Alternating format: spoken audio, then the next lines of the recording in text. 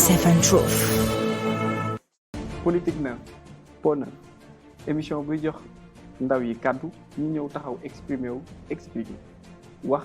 yan point ak yan solution la ñuy def pour mën a am benn sorte de crise selon seen gox wala Sénégal nekkatul émission bi woo politicien bi mu ñëw toog di dige mais déedéet kii politicien bu bees bi la bi Sénégal soxla day ñëw wax naka la ñuy def ak yan yoon la ñuy jël pour génn ci kuuta gi nekk. salaamaaleykum ami internautes ñu ngi leen di nuyu seen émission politique neuve ñëwaat tey dans les antennes de Seven Truth am comme invité monsieur Cheikh Gueye Laye responsable pôle emploi bu département de Rufisque et responsable aussi de COJER bu département de Rufisque. Comme ni ñu koy waxee c'est l'émission qui donne la parole aux Sénégalais de demain ñu am yaakaar ci moom ni mën na bokk ci Sénégalais de demain yi parce que étant jeune il gère des responsabilités je peux dire étatiques macha allah donc tey ñu ñëw saafonte ci sur les questions politiques nationales mais aussi au niveau de Sangalkam mais aussi on va parler de l'employabilité de la jeunesse bu nga xamante ni moom am na ci kàddu yu mu war a joxe Cheikh Gueye bonjour. Merci beaucoup mon frère. maa ngi lay nuyu donc di la remercier également ci émission bi. ci invitation bi nga xam te ne moom nga def. di la féliciter également ci concept émission bi. parce que quoi qu'on puisse dire bu ñu nekkee jeune on a benn responsabilité boo xamante ne dañuy xaar. donc boo nee pour les Sénégalais de demain. ñun ñëpp la importe. donc en tant que jeune je suis très fier et très content. d'être venu dans cette émission. Merci beaucoup. Kan mooy Cheikh Gueye Laye parcours scolaire académique et professionnel politique voilà. pour ñi seetaan. Merci beaucoup ci question bi. bon wolof day faral di wax ni wax sa bopp yóbbul. d'ailleurs sax dañ naan saabu du fóot boppam. mais quand on se présente quand même. on doit revenir sur peut-être nos responsabilités notre identité. lan nañu yor. Cheikh Gueye Laye comme ni ñu ko xamee. benn jeune la boo xamante ni mu ngi dëkk Sangalkam. donc précisément dans la localité de Sangalkam. nekk dans la grande commune. nekk département de Rufisque. mais dafa nekk jeune boo xamante ni aussi dafa am beneen concept territorialité. dama jàpp ni ñun chaque fois rek dañu war a au-delà de dëkk bi ñu dëkk dañu war a génne. donc moo tax damay jàppee sama bopp comme étant un fils du département étant un fils de la région comme étant un fils du Sénégal de manière globale. mais par rapport ak parcours scolaire Cheikh Gueye mu ngi jàngee école élémentaire bu Sangalkam. donc école élémentaire fii nekk école 1 mais j'ai eu la chance également de faire 2 écoles élémentaires donc école élémentaire bu Déne ak bu Sangalkam. dem collège ñu orienté ma au niveau du collège de Bambilor donc may remercier de passage tous les professeurs yi nga xamante ni donc yoroon nañ ma au niveau de Bambilor. ñu jógee foofu noonu yàlla def ñu orienté ñu au niveau du lycée moderne de Rufisque. lycée moderne bi ñuy def série L2 def fa parcours bu am solo parce que j'ai l'habitude de le dire que nous avons toujours été premiers durant notre cursus. loolu mu nekkoon loo xamante ni aussi. yàlla dafa defoon ñu am. ay références. ay nit yoo xamante ni tey chaque fois dañu doon wax jàngal loolu moo taxoon on s'est toujours donné pour les études. bi ñu jógee foofu yàlla def ñu dem université. ñu orienté ci li nga xamante ni tey moom mus a nekk suñu passion mooy l'histoire.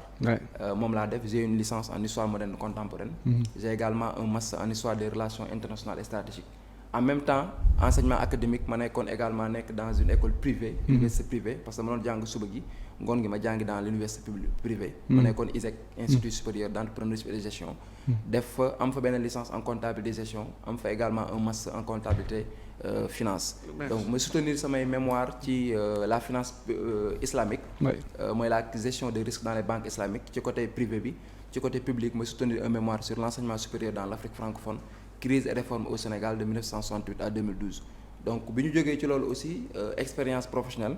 Cheikh Gueye Laye actuellement man maay le coordonnateur technique du pôle emploi et entrepreneuriat pour les jeunes et les femmes du département de Rufisque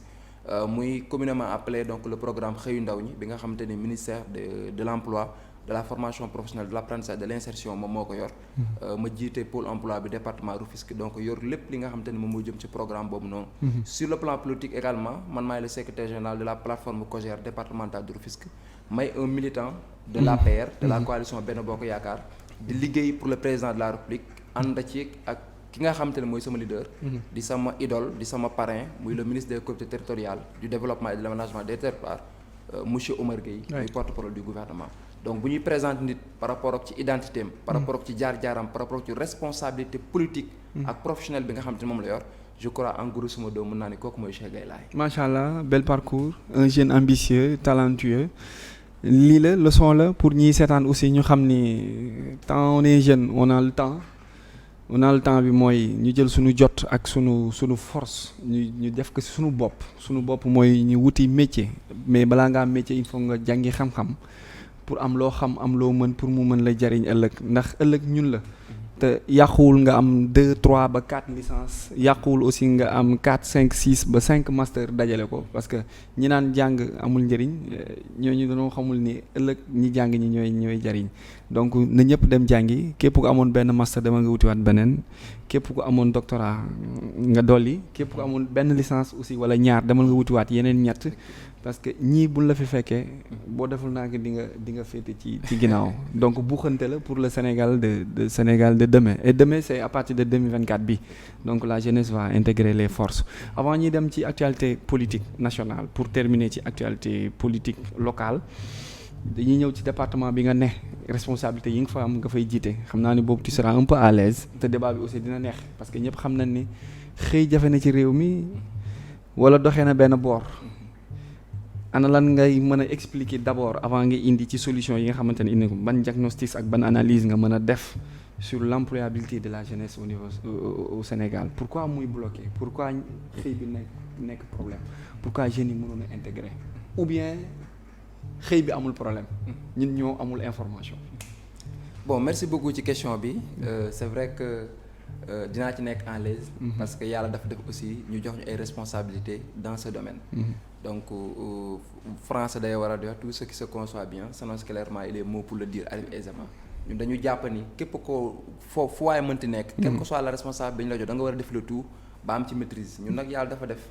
responsabilité bi ñu jox aussi tooguñu benn jour nii rek ñu jox ñu ko. ñun on s'est toujours investi dans le monde associatif. Okay. Donc dans mon parcours j'ai oublié le côté associatif. Ouais. J'ai toujours été dans la vie associative. Nekk naa vice-président foyer des jeunes de Sangalkam secrétaire conseil communal de la jeunesse président amical élèves étudiants de la commune de Sangalkam je l'ai dirigé 4 ans donc tout ce qui est mots relatif ay problème stage problème de formation problème d'emploi ñun dañ ko doon vivre au quotidien ndax élèves yi étudiants yi bu ñu daan am problème su ñun nañ daan ñëw. Donc moo tax bi ñu demee dans le monde professionnel ñu occupé poste responsabilité yooyu noonu xam nañ déjà le problème yu bëri. Mais nag ce qu'il faut comprendre au Sénégal wala dans le monde mooy la question de l'emploi est une patate chaude entre les mains de l'État. Tey que ce soit mu nekk les pays développés que ce soit mu nekk les pays moins développés. La question de l'emploi arrive toujours parce que amul benn État bu régler ce problème bu ne jox naa ñëpp xëy loolu d'ailleurs sax État mënu ko État mënul jox ñëpp xëy. Donc moo tax aussi en mars 2021 mu amoon benn problème fi amoon donc mooy manifestation jeunes yi nga xam te ne donc amoon na fii la plupart des jeunes dañoo génn ci télé ñu ne gaa État taxawal na li nga xam te ne moom mooy politique lu jëm ci mbirum xëy beeg financement information yi mais ñu bëri gisuñu seen bopp ñu bëri dañ na sax affaire yi fi ñu ko placé sori na sori boo xamante ni parfois pour ñu am accessibilité day poser problème. ñeneen ñu ne amuñu problème information. ñeneen ñu ne sax dañuy dégg ay xaalis bu bëri mais xamuñu fan nañ ko dugal. Loolu moo tax aussi le président de la République a répondu par je vous ai compris boobu noonu mu wax daf ko placer par mu taxawal li ñuy wooyee donc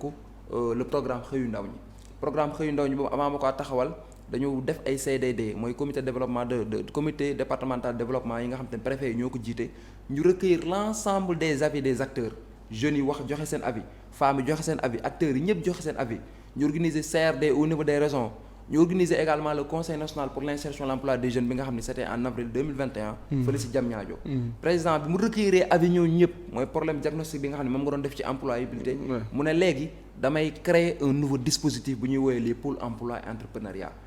ñu ne problème accessibilité pour régler ko il faut que dispositif bi nga xam ne moom moo nekk dans les centres ñu indi ko dans chaque département moo tax présentement dans chaque département du Sénégal il y a un pôle emploi et entrepreneuriat boo xamante ni mu ngi logé dans des bâtiments que l'on appelle les espaces Sénégal Service. Espace Sénégal Service boobu boo fa demee da nga fay fekk représentant wu 3FPT mooy le fonds de financement de la formation professionnelle et technique da nga fay fekk un représentant de l'ANPEJ. ANPEJ moom mooy l'agence nationale pour la promotion de l'emploi des jeunes. Da nga fay fekk un représentant de la DR mooy la délégation à l'entrepreneuriat rapide.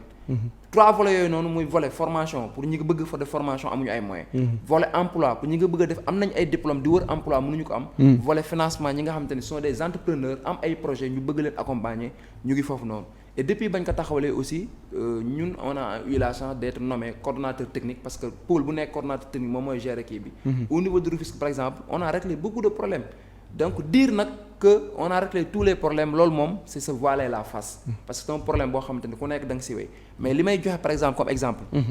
jeunes yi dañuy ñëw en masse ci pôle emploi yooyu noonu di wax seeni problème ñu leen di accompagner actuellement yàggul dara génn nañ benn liste boo xam ne c'est 206 personnes yoo xam ne bénéficié nañu formation longue dans les meilleures écoles du Sénégal 320 personnes yoo xam ne bindu woon nañu grâce benn appel à candidature bu ñu defoon pour ñu am permis de conduire département bu Rufisque 635 personnes yoo xam ne ci recrutement spécial jël nañ leen dans les métiers du pavage UCG au ministère du tourisme au ministère de la santé au ministère du sport des gens yoo xam dañoo ñëw déposer li nga xamante ne moom mooy actuellement ñu ngi continuer avec ce que l'on appelle donc les financements on a recueilli plus de 2000 demandes yoo xamante ni ce sont des jeunes entrepreneurs wala des femmes yoo xam ne nekk nañ ba dans un secteur d'activité bëgg ñu accompagner leen donc programme boobu noonu actuellement mën nañu nekk di doxal et ñëpp aujourd'hui xam nañ la mooy le programme xëyu ndaw ñi donc alternative boobu noonu moom le président de la République teg pour ñu pallier li nga xamante ne moom mooy le problème de l'emploi mais souvent dafa am problème bu ci am problème bu ci am mooy souvent si diagnostic bi ñu def mooy beaucoup de jeunes manquent de qualification loolu nag c'est un problème boo xamante ne amoon na parce que nag ba nga ne xëy nga bëgg il faut nga am matière il faut nga am lenn loo xamante ne moom nga mën parce que on est dans un marché boo xamante ni gaa yaatu na mais nous avons la compétition et dans une compétition les meilleurs sont sélectionnés donc di wax jeunes yi encore une fois nañu embrasser les secteurs verts mais nañu privilégier la formation ci loolu aussi le président de la République à travers le fonds de financement de la formation professionnelle lancé nañ benn campagne boo xamante ni campagne d'inscription la sur ce que l'on appelle les CPS mooy les certificats professionnels de spécialisation mu nekk des formations de courte durée d'une semaine à 6 mois yoo xamante ni day permettre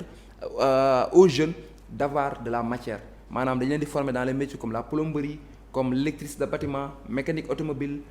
beaucoup de métiers yoo xamante ni informatique mooy infographie webmaster administration et réseau tous les matières yoo xam ne dafa leen di permettre tey ñu compétitif bu ko defee ñooñu tey au-delà de recrutement par la fonction publique dinañ mën a am seen entreprise pour mën a doxal seen bopp donc man jàngat boobu noonu laa am ci li nga xamante ni moom mooy mbirum emploi bi ak poser le problème également bi nga xamante ne moom mooy le programme xëyu ndaw ñi bi nga xam ne président lancé na ko. d'accord xam nga def nga analyse bu ku déglu analyse bi xam ne def nga analyse générale de ce qui se passe. te peut-être que Rufisque une partie la du Sénégal mais bon ku dégg ni nga waxee mën nañ jàpp ni yeneen département yi aussi. seen pôle emploi ñoom tamit ñi ngi def ay effort. donc tey bu ñu jëlee un pays comme Sénégal mu nekk un pays pauvre très endetté mu bokk ci PPTE yi nekk un PMA pays mooy avancé bokk le quart monde les 25 pays les plus pauvres du monde nekk dans la zone Sahel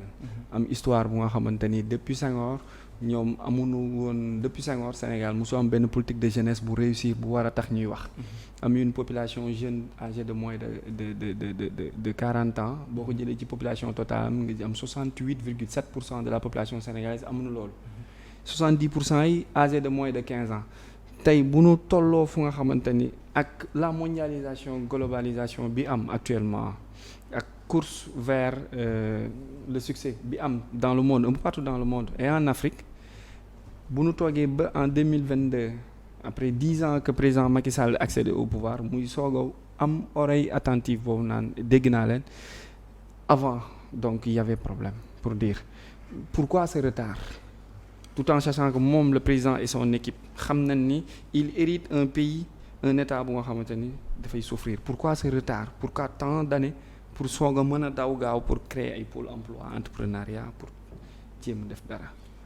man jàppee moo ko retard. du retard parce que lépp loo gis àdduna day évoluer. donc évolution tey moo ñuy permettre ñu jógee un point A vers un point B et que aussi il y a aucune politique dans le monde qui est parfaite amul. politique yëpp dañ koy moderniser dañ koy labelliser dañ koy adapter par rapport ak li nga xam te moom mooy circonstance je disais tout à l'heure que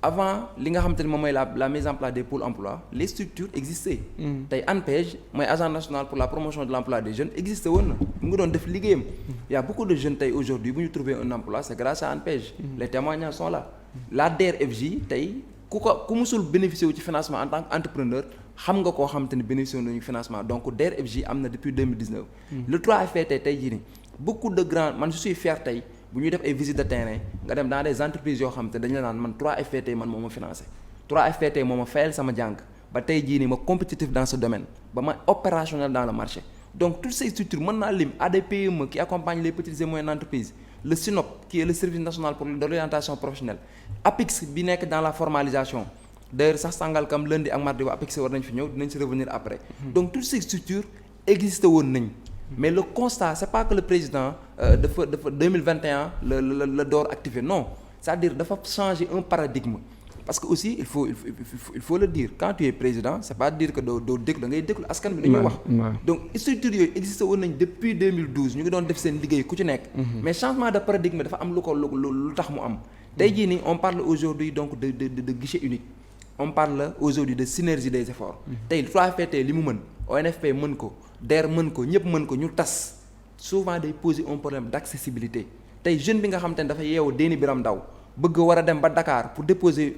bourse de formation xam nga kooku noonu tey bu amul courage dëgg-dëgg du ko def parce que transport bi déjà c'est difficile les conditions sont déjà précaires mais boo ko indilee dispositif boobu noonu ba Tëngéej dina mën a yeewu dem déposer et au-delà également dina mën a suivre li nga xam ne moom mooy dépôt mais benn affaire bi ci gën a am mooy temps de bi nga xam ne moo nekkoon temps de traitement bi nga xam ne moom la administrateur doon def dina gën a gaaw parce que maintenant aujourd'hui au niveau national on parle de la territorialisation des politiques publiques def le tout ba ki nga xam te ne dafa dëkk Bandafassi ki nga xam te ne dafa dëkk Médina Yoro Foulah ki nga xam te ne dafa dëkk dans les régions les plus reculées du Sénégal dañuy am les mêmes chances que ci nga xam ne ñoo dëkk dans les centres mooy loolu changement de paradigme la rek mais c'est pas que ñu koy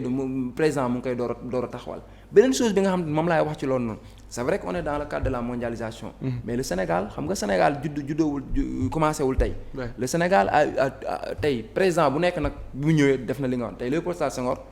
muy le premier président de l'histoire du Sénégal bi mu ñëwee def na li nga xam te ne moom la mën bi mu paree aussi le président Abdou Diouf bi mu ñëwee lépp loo xam ne mën na ko def na ko le président Abdoulaye Wade également def na lépp li nga xam ne moom la mën mais tey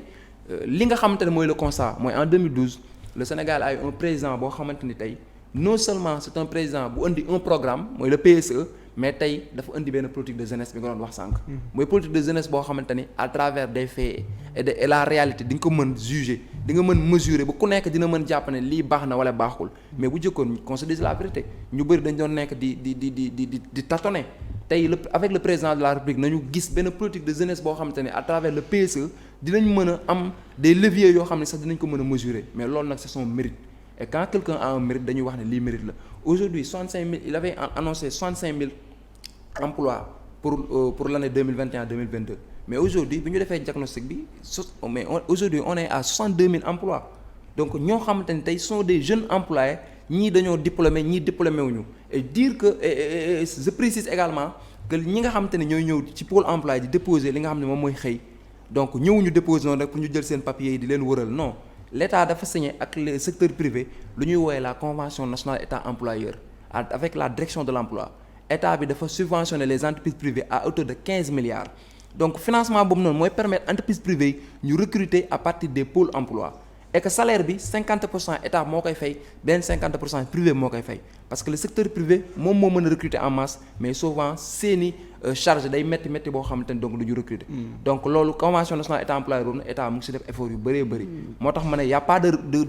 retard. dans la mise en œuvre mais y a un changement de paradigme pour répondre davantage aux exigences donc des jeunes et des femmes. mooy tey bu ñu déggee li nga développé on sent que ni y a pas de problème. au niveau de l'emploi au niveau des jeunes muy l'employabilité des jeunes amul problème on sent que tout n'est pas rose mais affaire bi mi ngi dox mais boo tâtee comme no tâtee le pouls nga nekk dans le terrain tu sens que y a ce vide là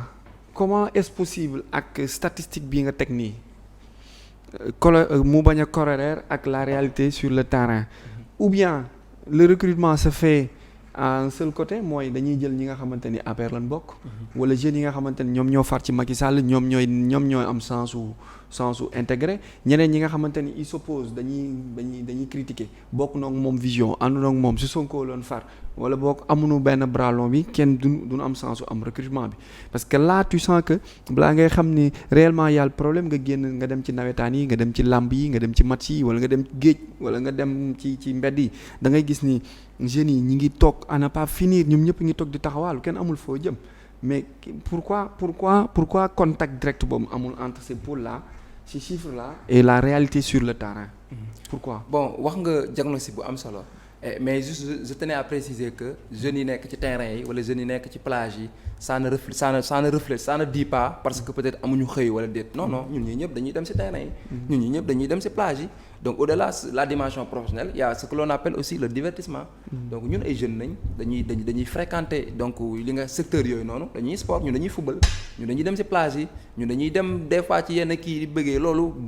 dafa bokk ci jeunesse c'est pas par exemple benn kii boo xam ne day mesurer ni jeunes yi ñu ngi kii maintenant am na loo xam ne wax naa ko à l'entame de mon propos dire que ni on a réglé tout le problème loolu c'est se voiler la face loolu c'est pas la vérité parce que nit aussi booy wax da ngay wax loo xamante ni tey bu ñu la woowaatee di nga wax te aussi on parle à travers donc un média li ñu wax mooy Sénégal ba ko président de la République di jël problème ba mu nekkoon ci côté politique de jeunesse ci côté des dispositifs yoo xamante ni dina permettre jeunes yi ñu mën a am formation wala ñu am emploi wala ñu am financement dispositif boobu noonu le président de la République da koo teg donc loolu la ñu wax et ce dispositif bi mu teg noonu y a beaucoup d'efforts qui ont été faits tey jii nii qu'on se dise la vérité man maa nekk pôle emploi bu Rufisque waa Rufisque ñu ngi may dégg ñun on a reçu tellement de jeunes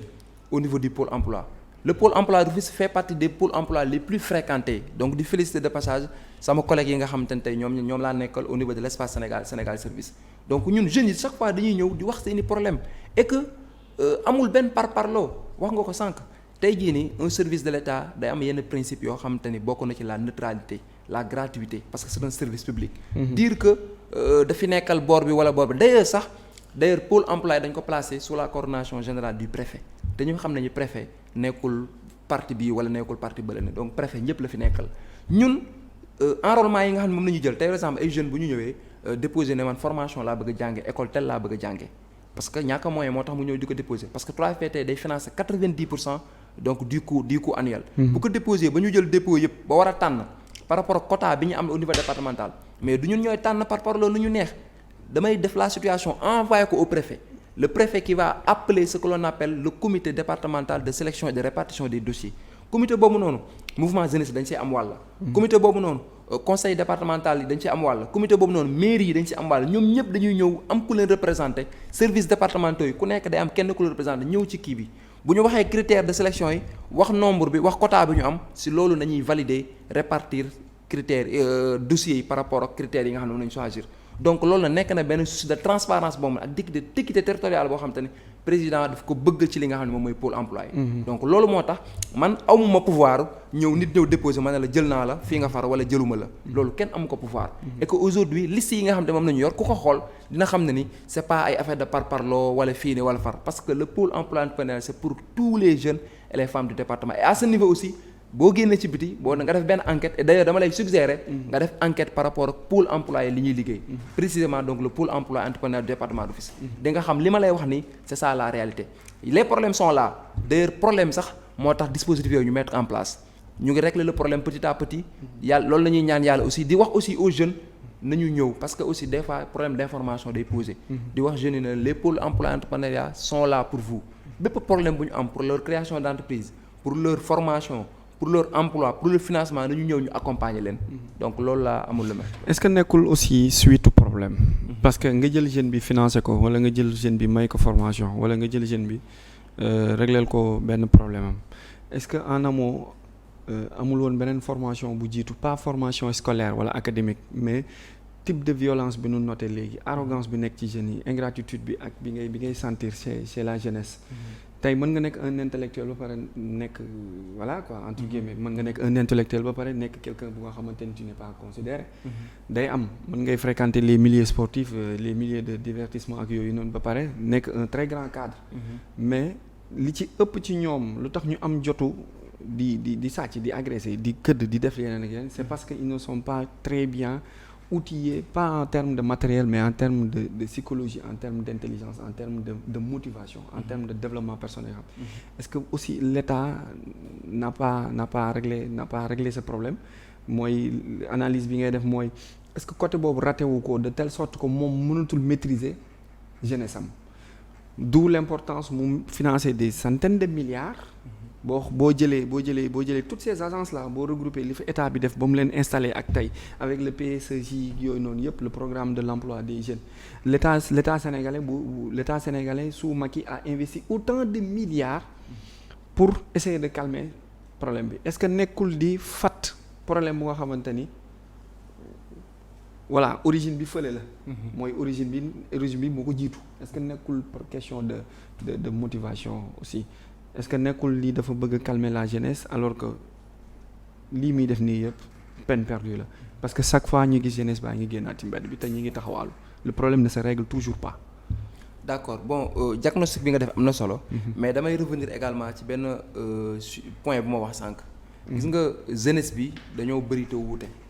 bëri de wuute mooy ku nekk ak li nga xamante ni moom mooy say bëgg-bëgg tey am na benn jeune boo xamante ni gisul lu dul ñu fayal ko formation am pour mu compétitif dans un domaine pour mën a après mu créer entreprise am wala mu am métier am na jeune boo xam ne tey jii nii am na projet tout fait li mu bëgg rek mooy ku ko teg loxo ci côté financement pour mu dérouler projet am na jeune boo xam ne c'est un jeune diplômé. bi ñu waxee jàng na bi ñu waxee comportement civique et citoyen am na ko pare na jàngam yor na ay lijaasam li mu bëgg mooy xëy. am na jeune bi nga xam ne préoccupation am tey mooy mu trouver un stage renforcer son expérience pour être beaucoup plus compétitif dans le marché tey jeunes yooyu noonu yëpp tey il va falloir mettre en place des dispositifs loolu la état bi def. maintenant le problème du comportement civique et citoyen c'est un problème boo xamante ni c'est un fait qui est là donc partagé par beaucoup de pays actuellement parce que les gens de leur activité et en plus aussi di wax ni aussi du problème boo xamante ni l'état moom moo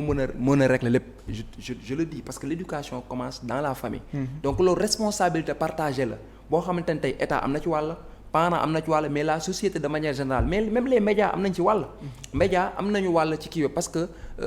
voilà ci ay rôle média bokk na ci un rôle informatif mais bokk na ci rôle éducatif également. donc loolu société bi yëpp ñoom ñoo ci am wàll. c'est pas à l'état donc d'assurer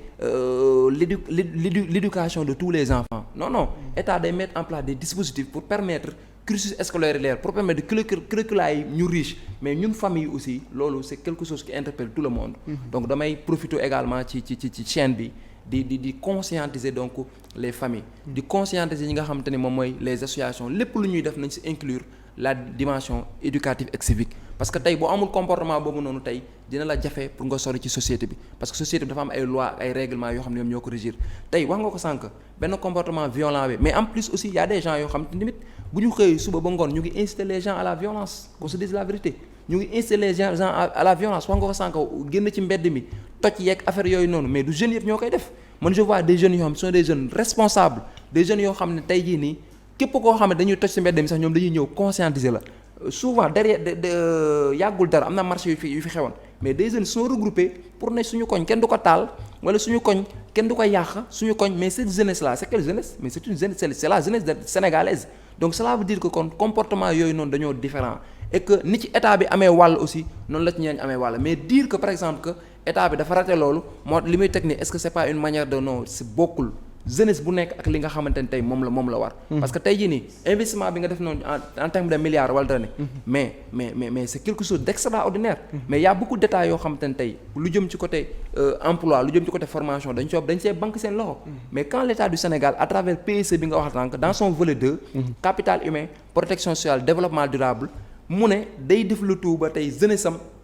am li nga xamante ne tey moom mooy éducation bu baax jeunesse am formation bu baax jeunesse am orientation permettre leen tey ñu am lenn loo xam parce que tey qu'on se dise la vérité beaucoup de jeunes yi ngay wax lu ñuy wax boo leen poser lu ñuy wax mooy problème d'emploi un problème de financement loolu nañu bëgg donc état bi fallait mu mettre en place ces dispositifs là ça n'a rien à voir ak l'éducation populaire encore une fois pour que nos enfants soient des références pour que ñun en tant que jeunesse ñu nekk ay références wala dara ñëpp dañ ci am part de responsabilité je le répète les parents dañ ci am responsabilité les médias dañ ci am responsabilité les associations les groupements la société civile ñëpp dañ ci am responsabilité pour loolu moom dox. maintenant en parlant de référence modèle ak responsabilité et autres est-ce que njëkkeewul ci président Macky Sall moom mi def entre guillemets on peut dire l'apologie de la médiocrité lu tax ma wax loolu mooy Macky Sall gis nañ ko mu ànd ak saagakat mu promouvoir un jeune bu nga xamante ni da daan xëy soo ba ngoon di ko saaga Macky bàyyi fi ay jeunes yi nga xamante ni ay Cheikh Gueye Laye ay modèle ay référence ay jeunes yu nga xamante ni seen gox fan dëkk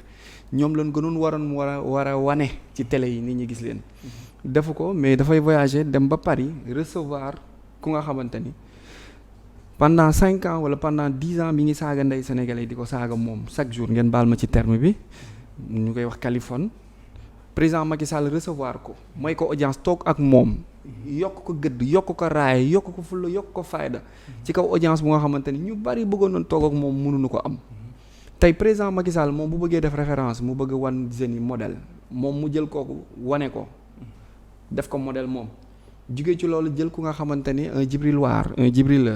voilà je sais pas le mandataire de Yewwi Askan Wi au niveau de Matam un jeune bu sàcc ay PV daw ak moom président recevoir la nuyu la jox la xaalis bu bari kooku mi ngi lay encourager à ce que nga sàcc nga fen nga wor mi ngi lay encourager nga saaga nga bon nga réew foofu ana tey ban leçon de morale lañ war a mën a jox jeunes yi ba nu war ko mën a gëm mënul nekk foofu lan mooy sa avis man personnellement mënul nekk mënu ma ko gëm parce que saagakat la président recevoir décorer ko sàcc la président recevoir décorer ko les faits sont là mënuñu accepter loolu ak lu président def ci lu baax lu mu liggéey ci lu baax acte yooyu yàq na ko bon par rapport ak interpellation boobu noonu je crois que jotoon naa ci sax def benn jàngat ci sama page Facebook dama koy defaat également à travers l'émission gis nga Sénégal man je le dis au-delà du Sénégal dans le monde nit ku nekk dafa am second sens nit ku nekk tey dafa am second sens de se repentir tey jii nii nit mën na ñëw wax lu bon def naka su dul noonu mais bis bu conscient wee que li mu def nii tegu ko fenn baaxul wala dara mais war na mën a am second sens pourquoi ñu jàpp ni tey nit boo defee leen lu bon wala dañ la war a condamner dañ la war a juger dañ la war a récuser dañ la war a isoler mais quelqu'un boo xamante ni tey yàgg na def loo xamante ni lu bon la yàgg na wax loo xamante ni peut-être dafa safaanoo yoon tey mu dem ba revenir à de meilleurs sentiments mais le président de la République c'est le président de tous les Sénégalais mais nañu poser la question s'il avait fait le contraire te nit bu ñëwee wax yeneen lu mu warul wax def leen ñu jël jàpp tëj nit waxaat ñu ñëw jàpp tëj mais qu'on se dise la vérité ñu bëri lan la ñuy wax dictature et d'ailleurs lu bëri dictature mais mu am tolérance envers quelqu'un koo xamante ni tey dafa braver les institutions wax lu mu waruloon wax ñu ne non lii dafa def la promotion de la médiocrité man aw ma si jàngat boobu noonu man jàngat bi ma si am dañoo am chef de l'État boo xam ne c'est quelqu'un de très tolérant c'est quelqu'un boo xamante ni tey dafa am des valeurs yoo xamante ni il l'a puisé de son éducation ñun yàlla dañu def ñu am président boo xamante ni dafa yaru dafa ànd ak dal président de la République du Sénégal c'est un modèle au niveau de l'Afrique ni mu nekkee modèle parce que comportement moom moo ko may la plupart des chefs d'État yu muy fréquenté bu ñu demee ba aujourd'hui tey mu nekk le président de l'Union africaine parce que dafa am loo xam dafa am ay valeurs yoo xam te ne tey moom la wane man jàngat bi ma ci am c'est pas jàngatu dafa def promotion libre dafa am man dama jàpp ni le président la c'est quelqu'un de très tolérant man loolu laa si jàpp et en même temps aussi parce que des fois jàngat yooyu noonu dafa am benn dimension arbitraire partisane boo xam ne daf ci am qu'on se dise la vérité aujourd'hui tey on a l'opposition la plus violente de l'histoire politique du Sénégal moom nañu am tey opposition boo xam ne saa yu ñu xëyee saaga incitation à la violence incitation au trouble politique atteinte à des personnalités loolu rek nañ fi nekkee et pourtant ces opposants là la plupart des gens les considèrent comme des modèles pourquoi ñu considèrent comme des modèles ñu demande ci question boobu pourquoi ñu considèrent comme des modèles mais y a beaucoup de gens yoo xam ne ñu ngi ci opposition bi mais dañu leen jàppee les insulteurs par excellence ñoo xamante ne tey ñoom ñoo dàq saaga ci histoire Sénégal pourtant dañuy wax ñu leen di déglu les journalistes dañuy dem di leen tàllal seen micro di leen di déglu wala dara donc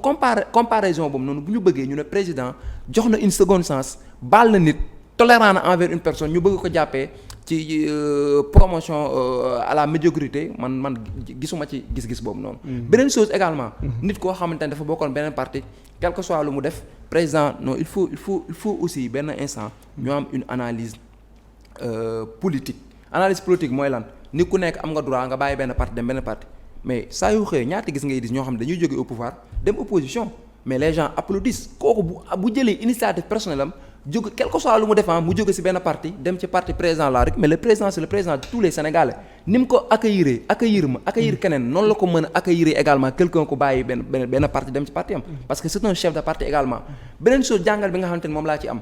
souvent gars yi dañuy dugg ci ay affaires yoo xamante ni maîtriser wuñu ko dire que le président da ko jox xaalis wala déet man personnellement man Cheikh Gueye Laye musuma gis preuve ñu wane ni président de la République dafa recevoir cette personne là Djibril War jox ko xaalis man musuma ko gis bu fekkee aussi am na ñu ko gis nañu génn preuve yi man li ma gis mooy c'est un citoyen sénégalais qui jouit de ses droits civiques mu bokkoon benn parti politique mu dem ba à un moment donné partager gutul les mêmes principes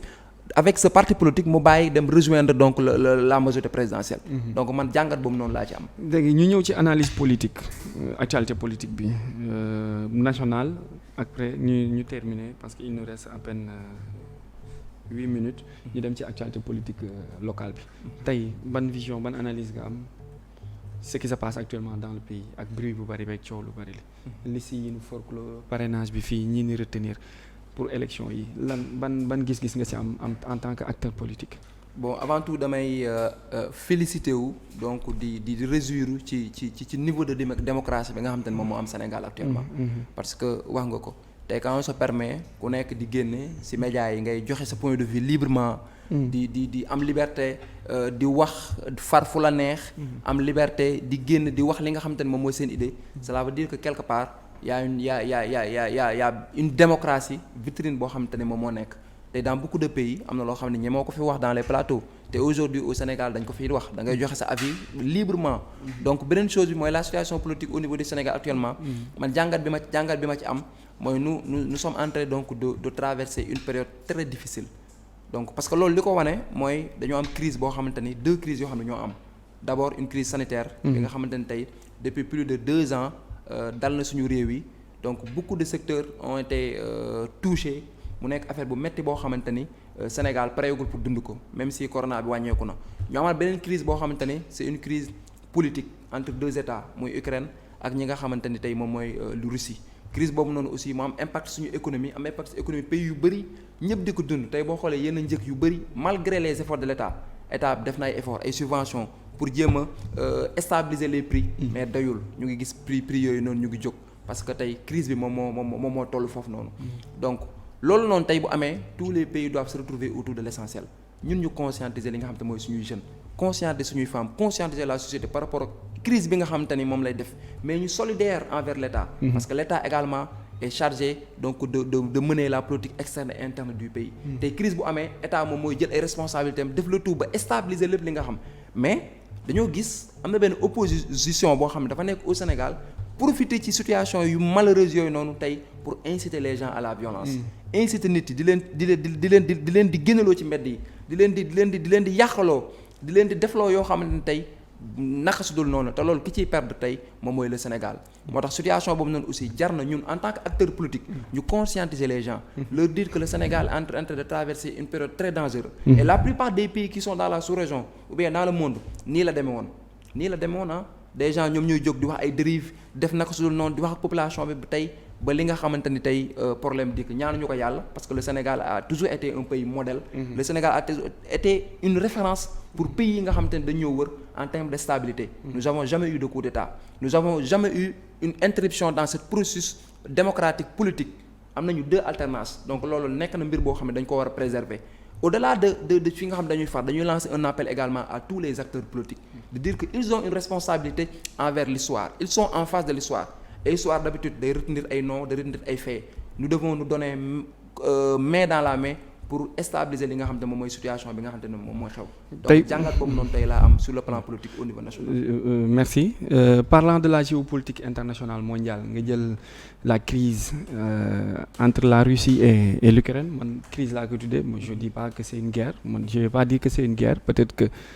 am na aussi fu ma ko teg parce que man dama jàpp ni c'est une opération militaire spécialisée ak spécifique pour des domaines yi nga xamante ni Poutine lui-même il a ses raisons te peut-être que même bu dul tey l'histoire nous donnera raison que moom moo nekkoon ci dëgg que l'Europe voulait l'embrasser dugal ko ci benn boucan bu nga xamante ni peut-être arrangé wu ko il a ses droits aussi de dire que Ukraine doo bokk OTAN d'accord yooyu c'est son point de vue ñu jógee ci loolu ñu xam nañ ni ces 2 pays ñoom ñooy fournir presque 60% du blé mondial blé boobu ñun xam nañ ni Afrique suñu consommation surtout boo jëlee Sénégal riz blé ñoom ñoo nekk ci kaw moo ëpp li ñuy lekk tey crise am na certes mu jur inflation crise boobu fan la jóge nous savons que histoire tu es un historien xam na ni événement bu ne am na fait bu ko précédé fait boobu am na beneen fait bu ko précédé mu nekkaat beneen chaîne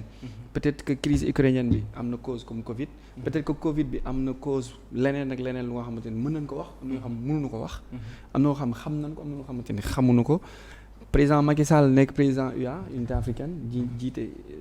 Afrique bi yëpp les 55 états demoon fa représenté taxaw wax ak ñoom def fa discours bu nga xamante ni peut-être bi mu ñëwee sax am na ñu bañ a d'accord ak moom ni ak fi réew mi toll moom mu dem ba foofu di wax waxu ouverture frontière di waxu blé te moom mi ngi tëj frontière am ak Mali bu nga xamante ni moo ko doon ëpp li mu ko doon dugal ci pooram tabaski baa ngi ñëw frontière bi ubbiwul ba tey xar yi xam na ndax dina am wala du am donc bu demee di wax Poutine na ubbi frontière yi waxul ak Sénégal wala waxul ak Afrique Europe la doon defal plaidoyer d'accord loolu analyse la ak gis-gis moo xamante ni def nañu ko ñu ñëw tey est-ce que du yu mel noonu moo tax président Macky Sall am opposition bu mel noonu parce que nit li ngay joxe rek effet miroir boobu ngay am est-ce que du moom tey benn arrogance bi mu wanee benn manque de considération bu mu wanee benn partisan benn violence bu ñuy wanee Farba Ngom keneen ki Moustapha Cissé Lo ainsi de suite est-ce que du ñooñu arrogance ak indiscipline boobu nekk ci ñoom moo tax ñu am riposte bu toll ni Ousmane Sonko mu leen di delloo lu toll noonu est-ce que defante boobu noonu après du yóbbu réew mi fu nga xamante ni mooy li nga doon wax léegi du yóbbu réew mi tey fu nga xamante ni ak le pétrole et le gaz bi bloc gaz yi ak pétrolier bi Sénégal am gis nañ ni tous les pays yi am pétrole ak gaz sauf les pays scandinaves ñoom rek a amul problème ak seen pétrole mais tous les pays du monde bi seen pétrole gaz génnee dafa tàkk ñun ak rébellion bi ñuy tudd MSDF Casamance Ousmane Sonko incitation à la violence boobu nag est-ce que nekkuñu ci tànk yóbbu Sénégal ci guuta su président Macky Sall amul maturité wala audace su reculer un peu pour essayer de régler le problème. Bon merci beaucoup sànq da nga wax point bu am solo. moo ci bëggoon ci revenir. mooy le voyage du président de la République donc en tant que président de la République mais en tant que également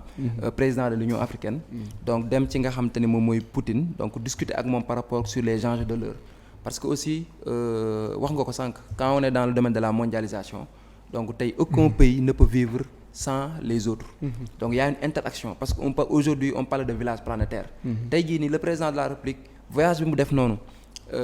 décrier wala dire que ce n'est pas opportun, dire que le contenu de son message est vide, c'est pour moi c'est ignorer les défis de l'heure actuellement. Parce que aujourd'hui tey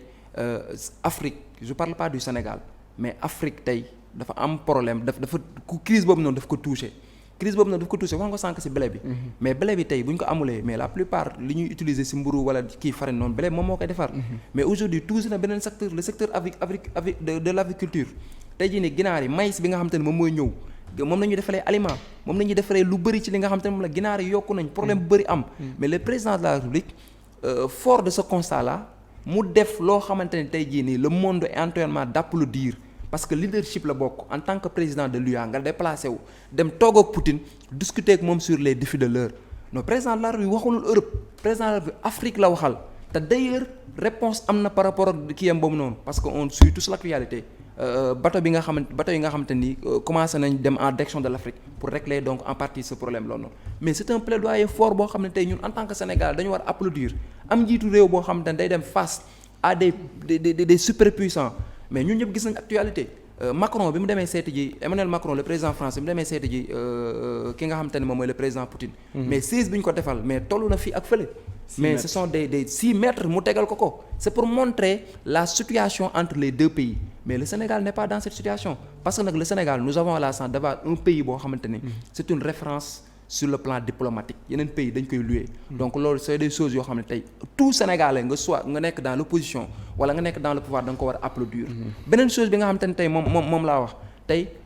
man d'accord ma ci loolu man le président de la République Macky Sall ne mérite pas d'avoir cette opposition violente ne mérite pas parce que président kenn mësu koo dégg ci ay guuta c'est une personne boo xamante ni je l'ai dit tout à l'heure c'est une personne de référence maintenant dans tout parti politique mënuñoo canaliser lépp il y a toujours des brebis galeuses yoo xamante ne tey duñu respecter la discipline du parti mais nag le chef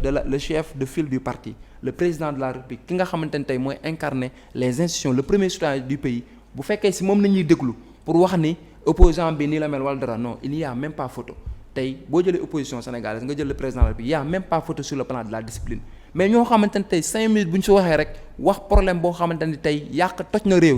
ñooñu duñu ay référence man Cheikh Gueye Laye jàppee ma leen comme ay référence parce que référence da nga war a wax loo luy avancer loo réew mi da nga war a wax li nga xamante ne mooy jëmale réew mi kanam da nga war a wax loo xam ne nit bu ko déggee da koy jàppee njëriñ mais yàggul dara le 23 juin passé tey ñun ñëpp gis nañ ko pollution sonore bi nga xam ne moo amoon au niveau national jël ay marmite ak ay kii di ko tëgg mais loolu lañu jàngal suñu jeunesse bi loolu moo war a nekk li nga xam te dañu naan lii mooy lu baax lii nañu war a dem mais loolu c'est pour man loolu ce ne sont pas ñoom duñu ay référence et également force doit rester à la loi donc ci loolu aussi ñuy saluer donc le comportement exemplaire des forces de sécurité ñi nga xamante ne tey ñoom ñooy garantir la sécurité des citoyens tey ñu bëri ñu ngi koy wax mais tey am na manifestation 8 juin dañu ko autorisé mais bi ñu ko autorisé y a aucun souci mais dañu bind jox autorité autorisé ñu def seen manifestation amaat ñu gis ni manifestation yi passé am na yu ci raxoon am na yenn yoo xam te mën na créer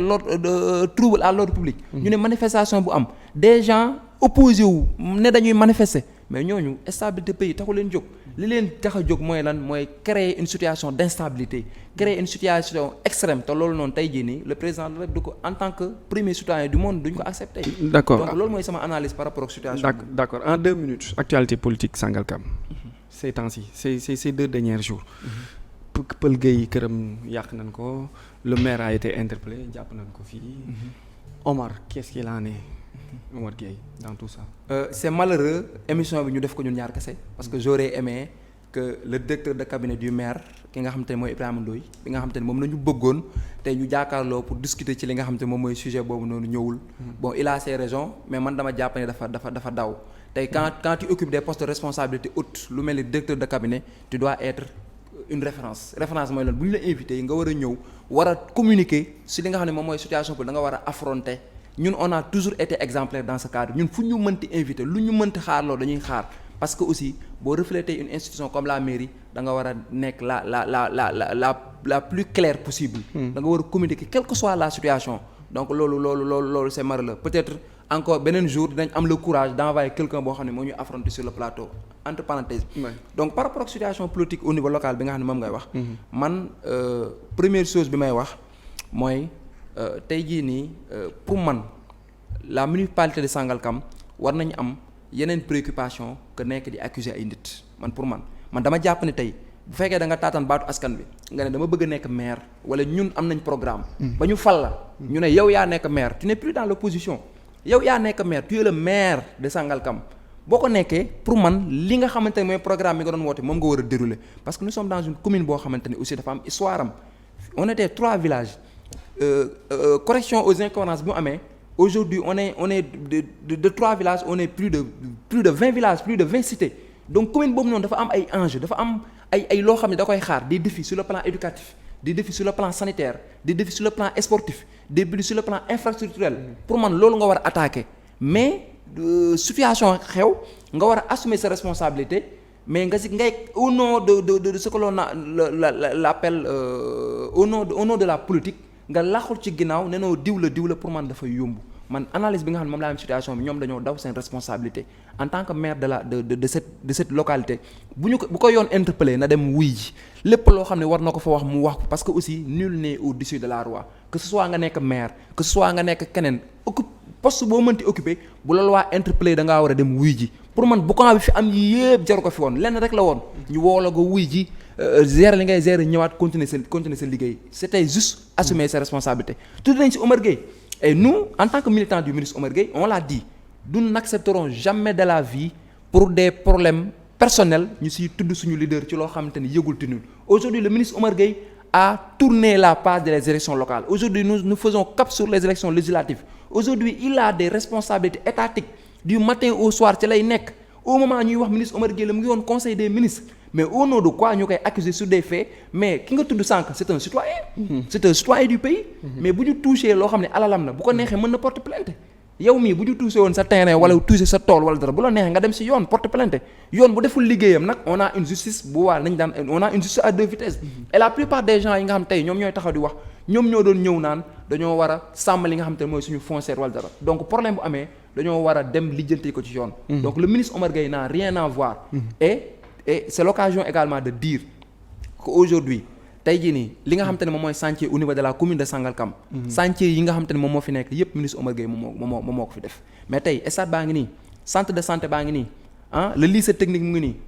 pavage baa ngi nii mooy centre socio culturel pour les jeunes baa ngi nii. tous ces chantiers sont des chantiers du ministre Omar Gueye mairie baa ngi nii. mais kooku noonu tey jii nii li nga xamante ni moom la ñu war ak moom mooy sargal ko. féliciter ko. tatagal ko. xam ni kii c'est quelqu'un boo xam ne il a tout donné à Sangalkam. mais problème des situations am nga bëgg a accuser nit pour man loolu dafa yomb. et que aussi c'est l'occasion également de dire que ñu ngi nekk di visiter chantier yi lu nekk ñu koy xool dara chantier yooyu noonu ñuy visiter ñun li ñuy xaar ci ñoom mooy lan muy ñu pose première pierre.